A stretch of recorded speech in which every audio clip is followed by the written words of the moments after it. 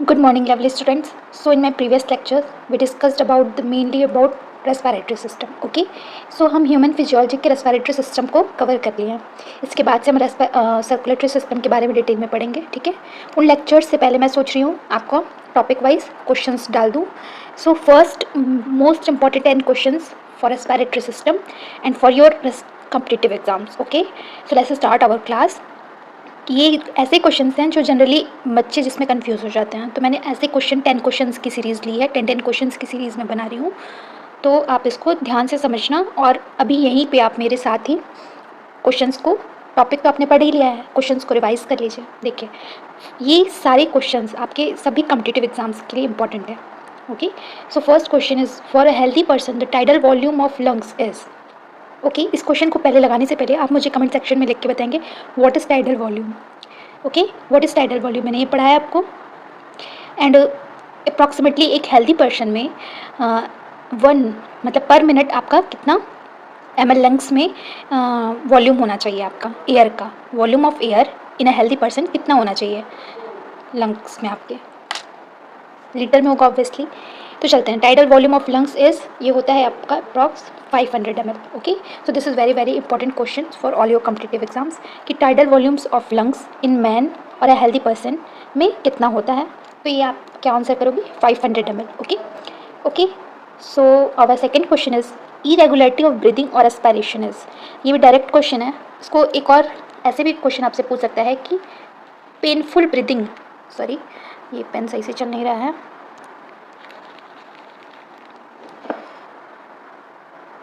So painful breathing को हम किस नाम से जानते हैं. पेनफुल ब्रीदिंग पूछे आपसे क्वेश्चन कर सकता है, या इरेगुलरिटी ऑफ ब्रीदिंग और एस्पायरेशन किसको कहेंगे. That condition is called dyspnoea. Okay, so this is also very very important. ठीक है, डिस्पीनिया क्या होता है, इरेगुलरिटी ऑफ ब्रीदिंग कहलाती है. ओके, अब आपका थर्ड क्वेश्चन चलते हैं. Most of the CO2 in blood is carried as. सबको पता है कि 70% जो होता है, 70% आपका कार्बन डाइऑक्साइड आपका. ओके, तो मोस्ट ऑफ जो CO2 है आपके ब्लड में कैसे कैरी होता है. So this question is also very very important. Bicarbonate के फॉर्म में होता है. बाइकार्बोनेट, ठीक है, कैसे लिखते हैं HCO3- बाइकार्बोनेट के फॉर्म में. अब देखिए, क्वेश्चन आपसे ऐसे भी आपसे अराइज कर सकता है कि कितने परसेंट में बाइकार्बोनेट आयन आपका कैरी होता है CO2 के फॉर्म में. Yes, it's 70%. ओके, अब आप मुझे कमेंट सेक्शन में लिख के बताएंगे कि कार्बमिनो हीमोग्लोबिन की परसेंटेज क्या होती है इन योर ब्लड. CO2 के फॉर्म में कार्बमिनो हीमोग्लोबिन कितने % में कैरी होता है. आपको सबको पता है, अगर कार्बन डाइऑक्साइड का फॉर्म आपकी बॉडी में ब्लड में है, ठीक है, या बॉडी जो भी है, बॉडी में ही ब्लड होता है ना, तो ब्लड में बाइकार्बोनेट आयन कितने % में कैरीड होता है. सो this is very very important, 70%. Okay, most of the form. And 5% form जो होता है कार्बोनिक एसिड के फॉर्म में होता है, H2CO3. ये जो फॉर्म है वो आपका 5% में ही होता है. ओके, तो मोस्ट इंपॉर्टेंट वाला फॉर्म ये क्या है, बाइकार्बोनेट वाला form. I hope this will be clear to you.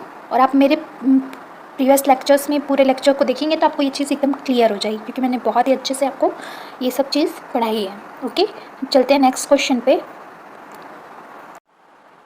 Okay, तो नेक्स्ट क्वेश्चन पे चलते हैं. हमारा फोर्थ क्वेश्चन है, asthma respiratory disease is caused due to. ठीक है, देखो अब ये जो ऑप्शंस है ना आपको कंफ्यूज करने वाले हैं. इन्फेक्शन ऑफ लंग्स हो सकता है, इन्फेक्शन ऑफ ट्रैकिया, भाई रेस्पिरेटरी डिजीज़ है. लेकिन अगर इसमें आप मेनली क्वेश्चन को आंसर ढूंढो तो मैंने आपको बताया है कि स्पैज्म इन ब्रोंकियल मसल्स, ये आंसर होगा आपका. क्यों होगा, देखिए, जो आपकी क्या कहते हैं ब्रोंकियल वॉल होती है ना, ब्रोंकियल वॉल जो होती है मसल्स में स्वेलिंग आ जाती है. एक्चुअली क्या हो जाता है, स्वेलिंग वर्ड यूज़ होगा, स्वेलिंग हो जाता है आपके ब्रोंकियल मसल्स का, ब्रोंकियल वॉल का. तो ये कंडीशन आपकी इन्वॉल्व होती है अस्थमैटिक पेशेंट्स में, ठीक है, जिसमें चेस्ट में पेन, आपको ब्रीदिंग में डिफ़िकल्टी होती है. ठीक है, तो मेनली अगर आप क्वेश्चन का आंसर यहाँ पे जाओ तो ब्लीडिंग इन प्लूरल कैविटी ये तो होता नहीं है. ठीक है, मेनली आप यहाँ पे स्पैज्म इन ब्रोंकियल मसल टिक करके आओगे अगर ऐसा ऑप्शन आता है, जो कि जनरली क्वेश्चंस में आ ही जाता है. ठीक है, मसल से रिलेटेड कोई भी टॉपिक मतलब आंसर दिया रहेगा आपका कि इरर इन ब्रोंकियल मसल्स, ब्रोंकियल वॉल और स्पैज्म, मतलब वही होता है एक तरह से, ठीक है। नेक्स्ट चलते हैं हम। The capacity of lungs for air in a healthy man is about. तो अगर हम देखें पर मिनट कैपेसिटी क्या होती है हमारे लंग की, एयर इन एंड आउट करने की पर मिनट कैपेसिटी क्या होती है?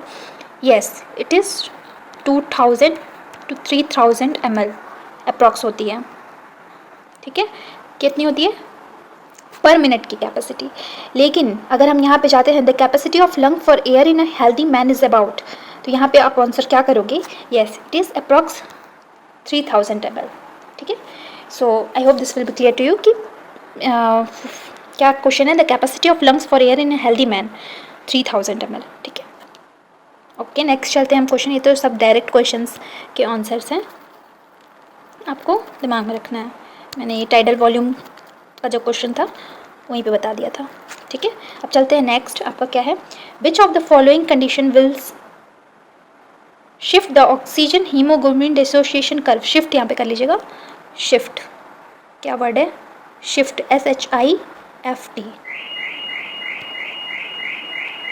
ठीक है, शिफ्ट कर लीजिएगा आप लोग।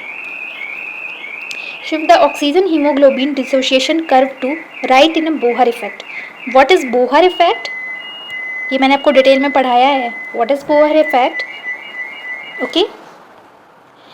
सो क्वेश्चन है आपका यहाँ पे कि ऑक्सीजन हीमोग्लोबिन डिसोसिएशन कर्व को राइट शिफ्ट करने के लिए आप में से इसमें से ऑप्शंस में से कौन सी कंडीशन अप्लाई होगी? देखिए, मैंने आपको बताया था कि आपका टिश्यू लेवल पे क्या होता है, टिश्यू लेवल पे क्या होता है आपका? डिसोसिएशन होता है कि एसोसिएशन?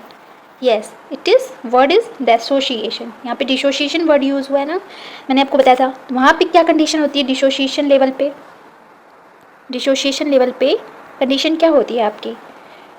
होती है कि कार्बन डाइऑक्साइड डिसोसिएशन लेवल पे हाई होता है। अब यहाँ पे आपको देखिए कैसे आपको क्वेश्चन करना है। जब आपके दिमाग में कॉन्सेप्ट्स क्लियर रहेंगे ना, तो ये क्वेश्चंस हार्ड नहीं है, लेकिन ये लोगों को ऐसे क्वेश्चंस हार्ड लगते हैं क्योंकि उन्होंने पूरा पढ़ा ही नहीं है oxygen haemoglobin association dissociation curve, ठीक है। तो अगर आपका कार्बन डाइऑक्साइड ज़्यादा है तो क्या होगा? ऑक्सीजन का लेवल क्या होगा? ऑब्वियसली लेस होगा, ठीक है। तो बस राइट शिफ्ट करने के लिए अगर कार्बन डाइऑक्साइड वहाँ पे ज़्यादा होती है तो ऑक्सीजन का लेवल कम होता है। ये अब देखिए, इसमें आंसर खोज लीजिए आपने। लो पार्शियल प्रेशर ऑफ ऑक्सीजन, कैसी कंडीशन चाहिए? लो पार्शियल प्रेशर ऑफ ऑक्सीजन की। भाई जब कार्बन, मैंने बताया था आपको कि कार्बन डाइऑक्साइड ज़्यादा होगा तो टेम्परेचर भी ज़्यादा होगा, क्योंकि भाई सेलुलर रेस्पिरेशन हो रहा है वहाँ पे, टेम्परेचर भी क्या होगा? ज़्यादा होगा आपका। ओके, मैं फिर से मिटा के बताती हूँ, ज़्यादा घचमच हो गया, ठीक है। तो मैंने क्या बताया था आपको कि CO2 की कंडीशन अगर ज़्यादा है, CO2 अगर ज़्यादा है, सॉरी, अगर CO2 ज़्यादा है आपके ब्लड में तो क्या होगा? टेम्परेचर भी ज़्यादा होगा, क्योंकि सेलुलर रेस्पिरेशन हो रहा है जो टेम्परेचर को बढ़ाएगा। टेम्परेचर ज़्यादा है तो pH कैसा होगा आपका? लो होगा ऑब्वियसली, ठीक है। और टेम्परेचर की ज़्यादा होने की वजह से आपका क्या होगा? पार्शियल प्रेशर ऑफ ऑक्सीजन या कार्बन डाइऑक्साइड की ज़्यादा होने की घट जाएगा, ठीक है। तो correct answer is low partial pressure of oxygen, ठीक है। ये तो होगा नहीं high partial pressure of oxygen, यहाँ पे लो पार्शियल प्रेशर आपको लगाना है। लो pH, भाई लो टेम्परेचर ज़्यादा है तो लो pH लेवल भी हो सकता है। आई थिंक यहाँ पे क्वेश्चंस में मिस्टेक है, I think high partial pressure of oxygen level कह रहा है, नहीं पार्शियल प्रेशर ऑफ हाइड्रोजन कह रहा है, pH थोड़ी कह रहा है ये, ठीक है। ये क्वेश्चन थोड़ा मिस्टेक हो गया है, ध्यान मत दीजिएगा। क्या होगा आंसर इसका? Low partial pressure of oxygen, okay. I hope this will be clear to you. अब चलते हैं हम नेक्स्ट क्वेश्चन पे बढ़ते हैं, क्योंकि यहाँ पे CO2 का पार्शियल प्रेशर ज़्यादा है तो ऑक्सीजन का पार्शियल प्रेशर कम होगा, ओके। तो चलते हैं हम नेक्स्ट क्वेश्चन पे। Okay, so next question is your total lung capacity is represented by. आपसे क्या पूछ रहा है? आपसे पूछ रहा है TLC के बारे में, टोटल लंग कैपेसिटी। इसको जानने से पहले टाइडल वॉल्यूम, ठीक है, plus IRV inspiratory residual volume and expiratory reserve volume, sorry, ठीक है। Tidal volume, inspiratory reserve volume plus expiratory reserve volume, ये सब आपका क्या है, इन तीनों को क्या कहते हैं? अगर आपको विटॉल कैपेसिटी के बारे में पता हो तो विटॉल कैपेसिटी।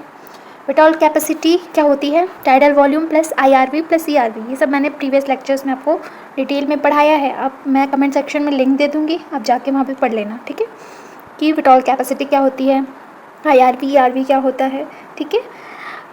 तो यहाँ पे आपसे पूछा है टोटल लंग कैपेसिटी के बारे में, तो ये तीनों को मिला के हम क्या कहते हैं? विटॉल कैपेसिटी। एंड विटॉल कैपेसिटी के बाद भी आपका कुछ वॉल्यूम जो होता है जो रेसिड्यू के फॉर्म में रहता है, जिसको कहते हैं रेसिडुअल वॉल्यूम, ओके। तो जब आप विटॉल कैपेसिटी एंड रेसिडुअल वॉल्यूम को मिला दोगे, जब विटॉल कैपेसिटी किसको कह रहे हैं? TV IRV प्लस ERV, इन तीनों को मिलाते हैं तो विटॉल कैपेसिटी होती है।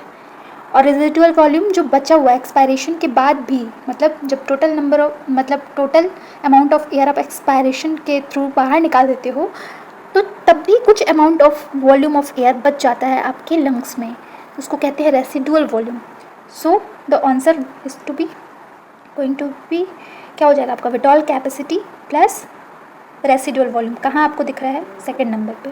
इसको मैंने पूरा लिखा भी नहीं है, कोई नहीं, इसको आप फिर से लिख लेना, RV रेसिडुअल वॉल्यूम, ओके।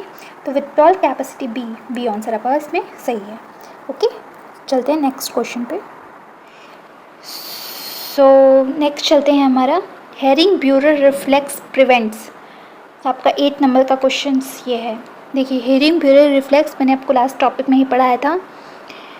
देखिए, सर्फेक्टेंट्स क्या करते हैं? कोलैप्सिंग ऑफ एल्वियोली को प्रिवेंट करते हैं, ठीक है, तो ये आंसर नहीं होगा।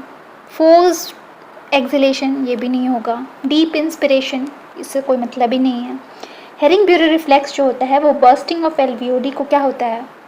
प्रिवेंट करता है। ये एक टाइप का क्या है? रिफ्लेक्स एक्शंस है, ठीक है, जो कि एल्वियोली को बर्स्ट होने से बचाता है, ठीक है। सो this is very very important point, okay. Next चलते हैं। मैंने 10 क्वेश्चंस की सीरीज़ ली है 10 मिनट की, और सारे ही बहुत ही इंपॉर्टेंट क्वेश्चन है रिस्पिरेटरी सिस्टम से, मतलब जहाँ पे लोग कंफ्यूज हो जाते हैं, जिन क्वेश्चंस में कंफ्यूजन होता है। अब जैसे इसमें कन्फ्यूज़न क्या होगा? कोलैप्सिंग होगा कि बर्स्टिंग होगा? तो कोलैप्सिंग ऑफ एल्वियोली सर्फेक्टेंट जो रिलीज़ होता है ना आपका एपिथेलियम से, स्क्वैमस एपिथेलियम, तो वहाँ पे कोलैप्सिंग ऑफ एल्वियोली को प्रिवेंट करने से बचाता है। यहाँ पे आंसर क्या होगा? Bursting of alveoli. इसको डिटेल में मैंने पढ़ाया है। नेक्स्ट है आपका क्वेश्चन, चलते हैं। The amount of air forcefully inhaled after forceful exhalation. Forcefully क्या है? लाइन देखिए, forcefully inhaled after forceful exhalation. Inhalation word आ रहा है ना, फोर्सफुली इनहेल्ड तो हो जाएगा आपका, देखो रेसिडुअल वॉल्यूम तो होगा नहीं, रेसिड्यू अगर वर्ड आता है यहाँ पे कि बचा हुआ है तो ये आंसर होगा नहीं। Tidal volume, total amount of air inhaled and exhaled, तो टाइडल वॉल्यूम होगा नहीं आपका। विटॉल कैपेसिटी तो बिल्कुल नहीं होगा। तो बच गया क्या आपका? IRV। इसमें इंस्पायरेटरी वर्ड भी है, मतलब इनहेलेशन वाला वर्ड से रिलेटेड वर्ड भी है, इंस्पायरेटरी रिजर्व वॉल्यूम, ठीक है। तो आफ्टर फोर्सफुल एक्सहेलेशन जो amount of air forcefully inhale किया जाता है उसको हम क्या कहते हैं? Inspiratory reserve volume, okay. Full form आप लोग लिख लीजिएगा। एंड आज के सेशन का हमारा सबसे लास्ट क्वेश्चन है जो कि बहुत इंपॉर्टेंट है, जिसमें लोग जनरली कंफ्यूज हो जाते हैं। सो 10th question is, under a given oxygen concentration in a blood, dissociation of oxygen haemoglobin will increase. Question को आप ध्यान से पढ़ा कीजिए। ऑक्सीजन हीमोग्लोबिन विल इंक्रीज कब होगा? मतलब डिसोसिएशन कर्व जो है आपका, oxygen haemoglobin dissociation curve increase कब होगा, मतलब बढ़ेगा कब? P50 वैल्यू से एक तो आपका राइज होता है P50 वैल्यू, तो डिसोसिएशन होता है, सबको पता है, ठीक है। ये कॉन्सेप्ट आपको क्लियर तभी होगा जब आप पूरा लेक्चर देखोगे। और P50 वैल्यू कम होता है, ठीक है, तो क्या होता है? एसोसिएशन होता है, ठीक है, एसोसिएशन होता है। तो यहाँ पे मैं समझाने का आपको कोशिश कर रही हूँ कि ये क्या कह रहा है, विल इंक्रीज, मतलब आपका राइट शिफ्ट हो रहा है कर्व। कर्व क्या हो रहा है? कर्व क्या हो रहा है आपका? राइट शिफ्ट हो रहा है। तो राइट शिफ्टिंग में अभी मैंने प्रीवियस क्वेश्चन में बताया था कि क्या होता है, CO2 की कंसंट्रेशन बढ़ती है, ठीक है।